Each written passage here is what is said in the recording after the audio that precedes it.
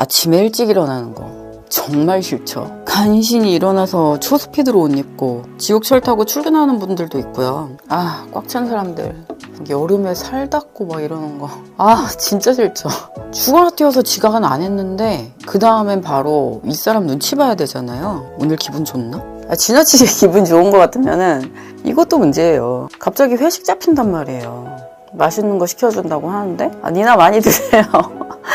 내가 왜 맛있는 거를 회사 사람들이랑 먹어야 되냐고.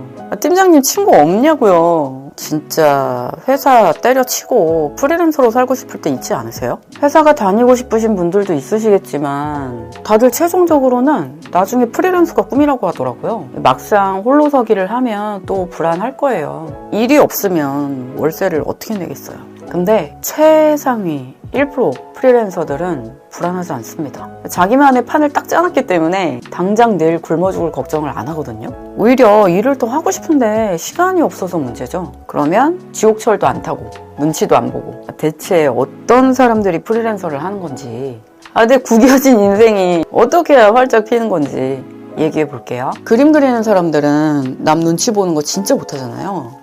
이거 하려면은 다시 태어나야 돼요. 라인 타기 같은 것도 왜 해야 되는지도 모르겠고 사수나 팀장이 나보다 못하는 경우도 되게 많아요. 그런데도 그런 사람 앞에서 막 억지로 웃어야 되고 진짜 못하겠죠. 제가 좀 유난히 못하는 것 같긴 한데요. 그거 좋아하는 사람이 어디 있겠냐고요. 근데 그런 거 타고난 사람들도 있어요. 회사에서는 실력보다 그 윗사람 평가로 승진이 되는 경우도 되게 많거든요. 마태님이 잘 못해서 그런 거 아닐까요?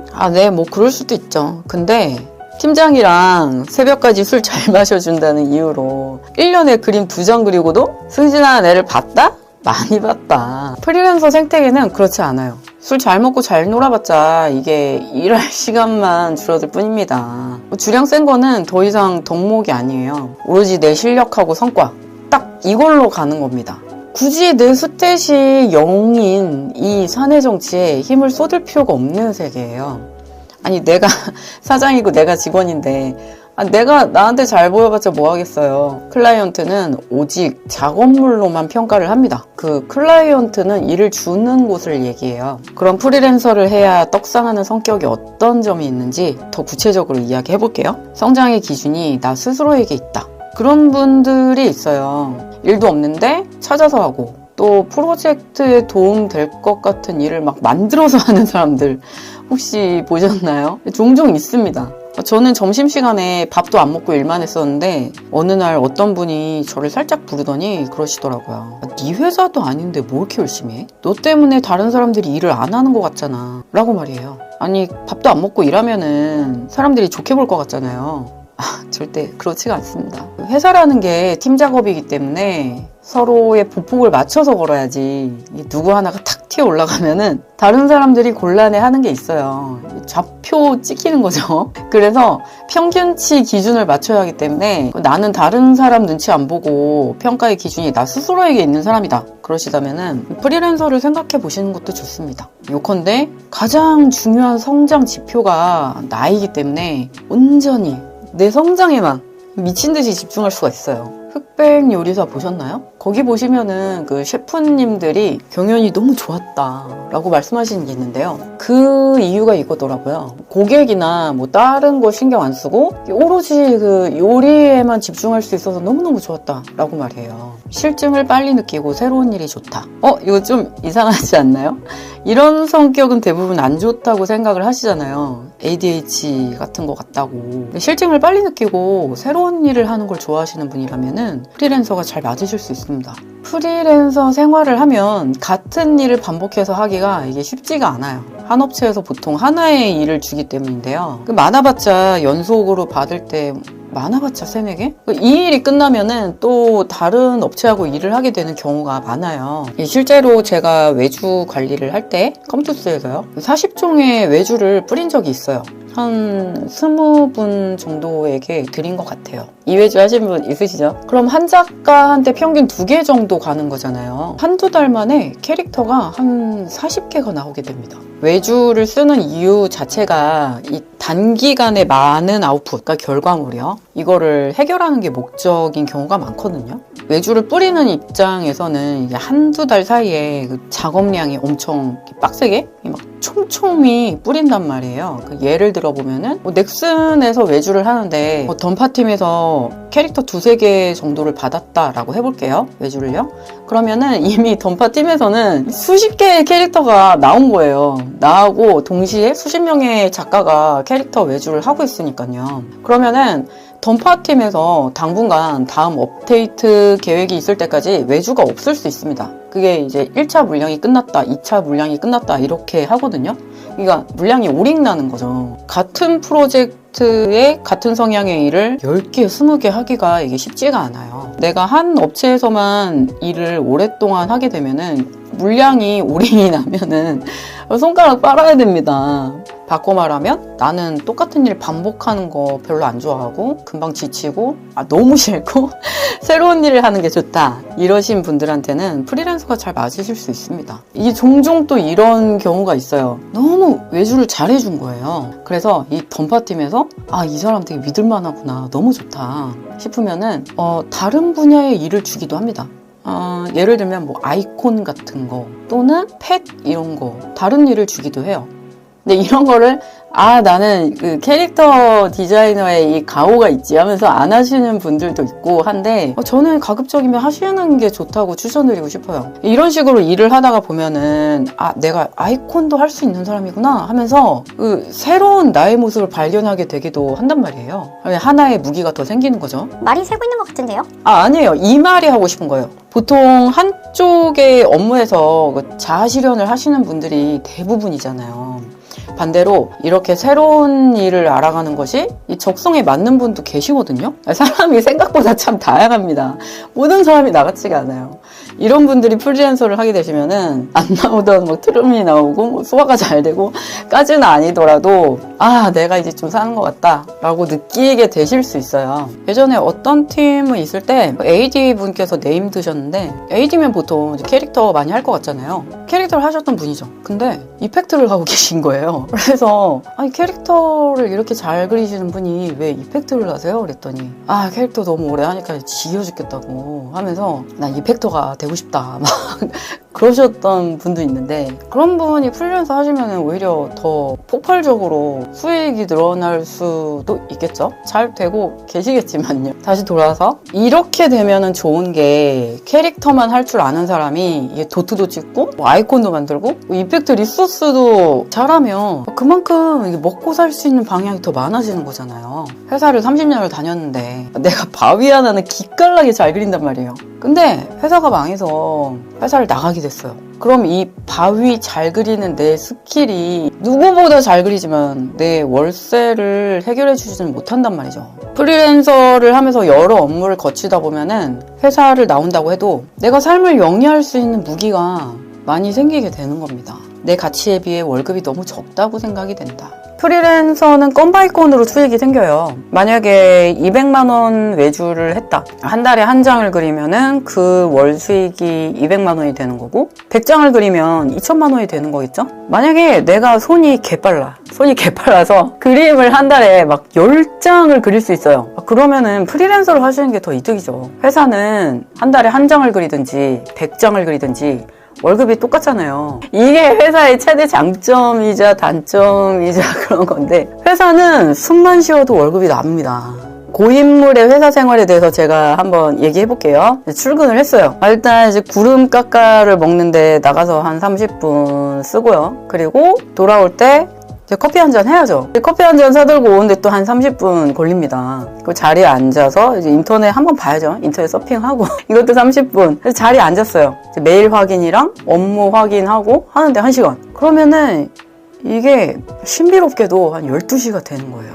그러면 그쯤 되면 가장 중요한 시간, 바로 점심 메뉴를 골라야죠. 고르는데 한 30분 걸려요. 그럼 점심시간 되고 밥 먹었으니까 구름 깎아 또 해야 되잖아요. 그리고 또 식후 커피도 한잔 해야 되고, 이 자리에 오면 한 3시 되어 있습니다. 업무를 좀 깔짝깔짝 하다가 졸리니까는 친한 동료하고 산책 한번 갔다 오면은 이제 퇴근할 시간이에요. 6시. 이런 사람들을 뭐라고 한다? 월급 루팡이라고 하죠.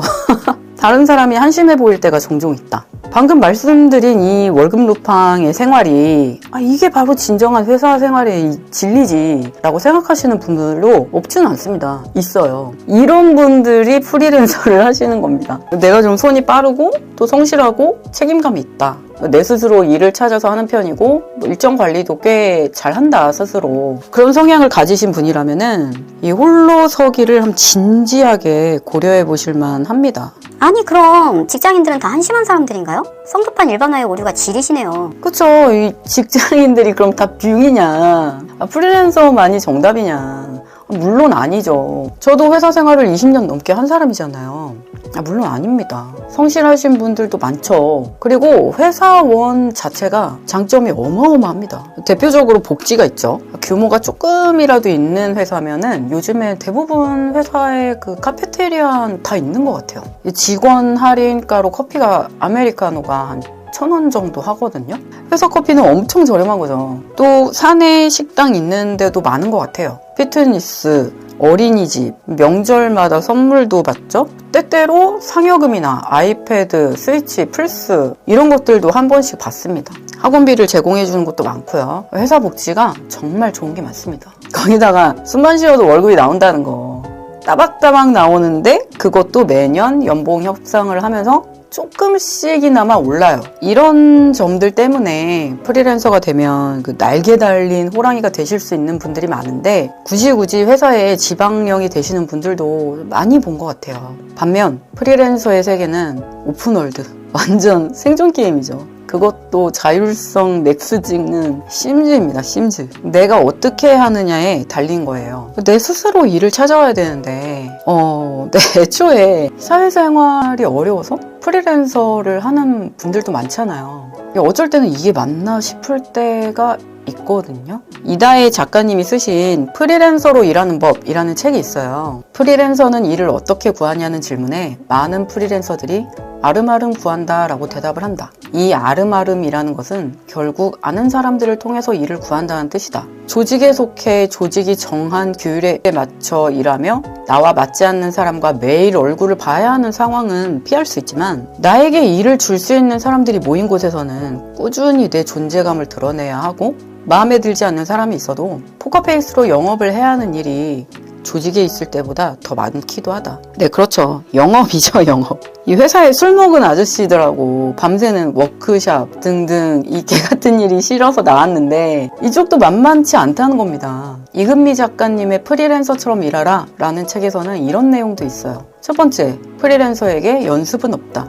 직장에서는 한두 번 잘못해도 만회할 기회가 오지만 프리랜서는 단 한 방에 결판이 난다. 이게 뭔 소리냐면은 외주를 했을 때 클라의 만족도에 들지 못하면 이 사람은 못하네 라고 하면서 다시는 일을 주지 않습니다. 한 번에 홈런을 쳐야 돼요. 둘째, 프리랜서는 거절하면 안 된다. 의뢰가 왔을 때 거절을 한다는 거는 이 회사하고는 앞으로 내가 영원히 일할 생각이 없다 라는 결심으로 거절을 하는 거예요. 거절을 하면 회사 쪽에서는 이 사람 바쁘구나 또는 괘씸하네 이렇게 생각을 하면서 그 다음부터 의뢰 리스트에서 아예 빼버리는 경우도 있거든요. 그래서 시간을 쪼개서라도 들어오는 의뢰는 다 해야 됩니다. 싹 다 해야 돼요. 세 번째, 프리랜서는 원만해야 한다. 이것도 뭔 얘기냐면 일을 잘하는 것은 물론이고요. 어떤 클라이언트하고도 화합할 수 있는 원만함을 갖춰야 합니다. 새벽에 톡이 와도 그냥 웃지요. 그림을 다시 그려달라고 해도 그냥 웃지요. 만약에 신경질이라도 냈다가는 역시 빠이 짜이젠 하면서 그 담당자가 그 회사에 살아 숨쉬는 한에는 어떠한 일도 받을 수 없을 거거든요. 여기까지 들어보시면 어때요? 진짜 만만치 않죠, 이쪽도. 정말 잣 같은 건 어딜 가나 똑같습니다. 그럼에도 프리랜서를 하실 수 있는 분은 하시는 게 좋다라고 말씀드리는 장점이라면은 이거 무시할 수 없죠. 바로 집에서 일한다는 거예요. 출퇴근이 없다. 내 둥지, 내 홈 구장, 내 나와바리 옷 안 삽니다. 화장? 그걸 왜 하죠? 브랜드 가방? 비싼 지갑? 여초들 기싸움? 남초들 희롱? 그딴 거 없습니다. 없어요.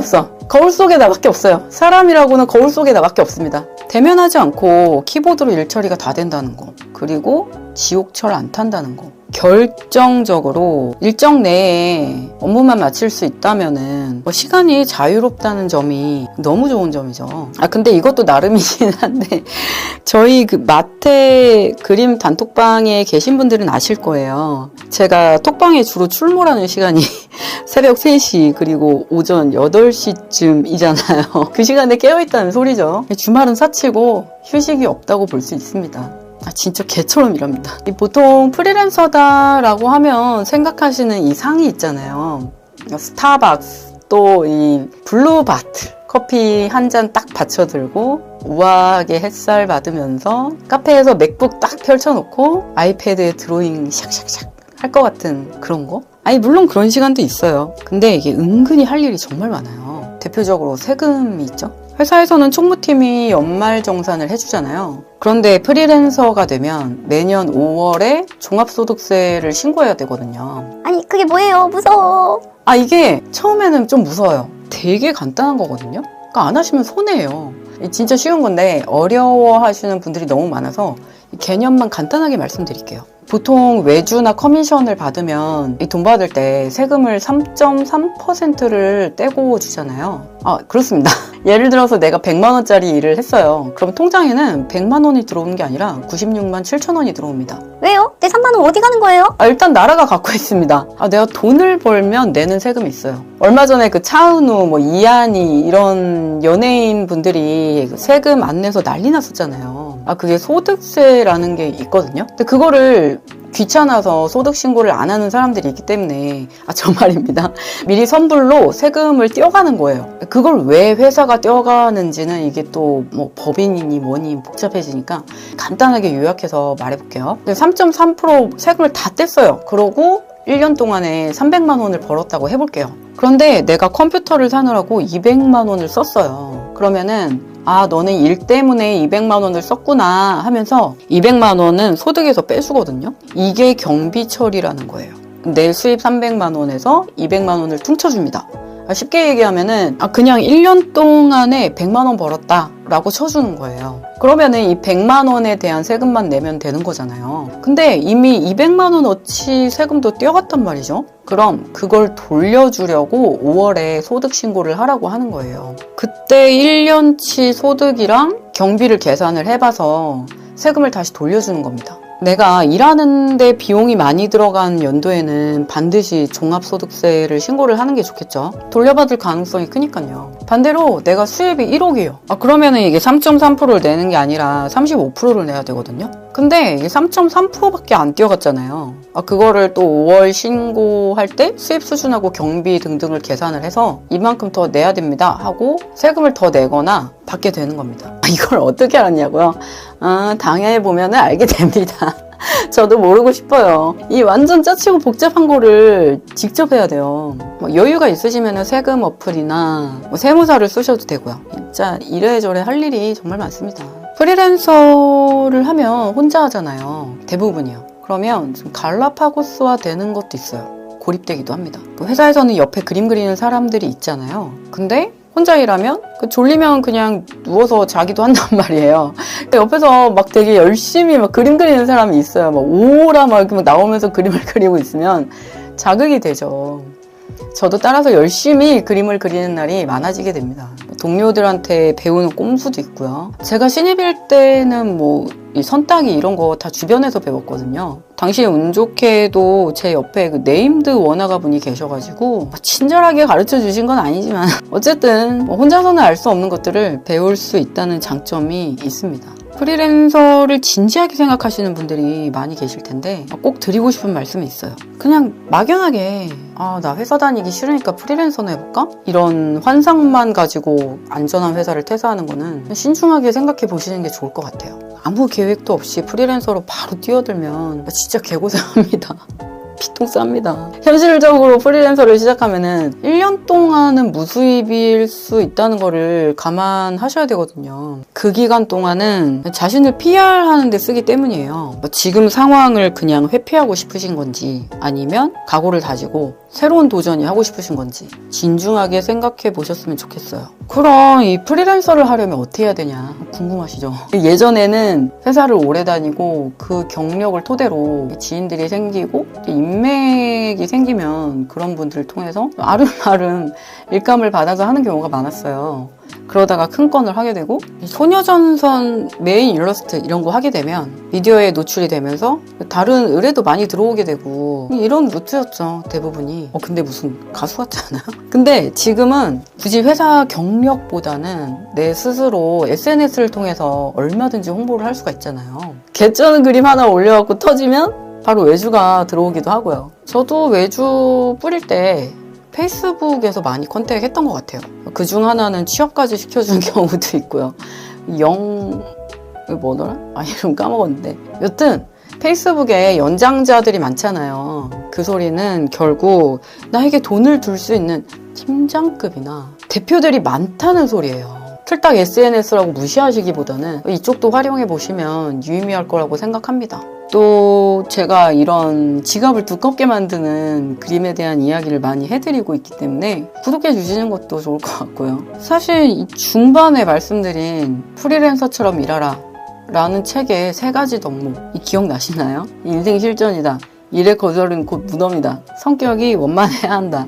이 3가지의 마음가짐은 세상살이의 성공의 법칙이나 마찬가지다 라는 생각이 들어요. 이 프리랜서의 정신으로 뛰신다면은 어디서든 성공할 수 있지 않을까요? 보통 우리같이 그림 그리는 사람들은 고집센 사람들이 많죠. 아무리 돈을 많이 준다고 해도 내가 즐겁지 않은 일을 하고 살 수는 없다 라고 생각하시는 분들이 많을 거예요. 그래서 드리는 말씀인데 저는 많은 분들이 돈을 벌기 위해서 행복하진 않을지언정 불행하진 않았으면 좋겠다 라는 생각이 들어요. 내가 나다울 수 있는 일, 소소하지만 미소를 지을 수 있는 일을 할 수 있다면 또 그것도 그것대로 좋은 게 아닐까 생각이 들어요. 업계에 오래 있다 보면 그림 쪽을 떠나시는 분들도 많이 있었던 것 같아요. 목공으로 가시는 분도 있고 또 중개업으로 가시는 분도 계시고요.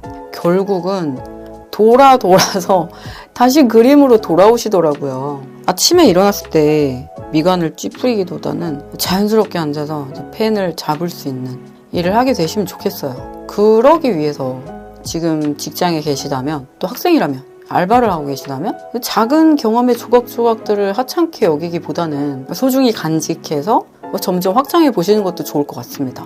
하다못해 웹툰 소재로라도 쓸 수 있잖아요. 요약! 이런 사람은 프리랜서 하세요. 첫 번째, 기준이 타인이 아닌 나 자신이다. 다른 사람을 이기는 상대평가보다 어제의 나를 이기는 것에 의미를 갖고 있다. 두 번째, 호기심이 많고 새로운 일을 접하는 것에 흥미가 있다. 새로운 스킬이 생기는 것을 나의 발전이라고 생각한다. 세 번째, 나의 가치보다 월급을 적게 받는 것 같다. 손이 빨라서 나보다 일을 더 많이 잘 해낼 수 있다. 월급 종량제보다 건 바이 건으로 가는 게 더 수익이 많을 것 같다. 네 번째, 열정과 목표의식 없는 사람들이 종종 한심해 보인다. 성실하고 시간을 귀하게 여기고 스스로 없는 일도 찾아서 하는 편이다. 입니다. 어차피 인간은 다 나중에는 결국 프리랜서를 하게 되지 않을까요? 100세 시대인데 60대에 은퇴를 하면 그래봤자 40년 더 살아야 되잖아요. 스스로 돌볼 수 있어야 되니까요. 항상 기본기 연습 열심히 하시고요. 그림 공부도 꾸준히 하시길 바라겠습니다. 제 얘기예요. 저 시간이 아깝지 않은 영상을 만들겠습니다. 구독, 좋아요 부탁드릴게요.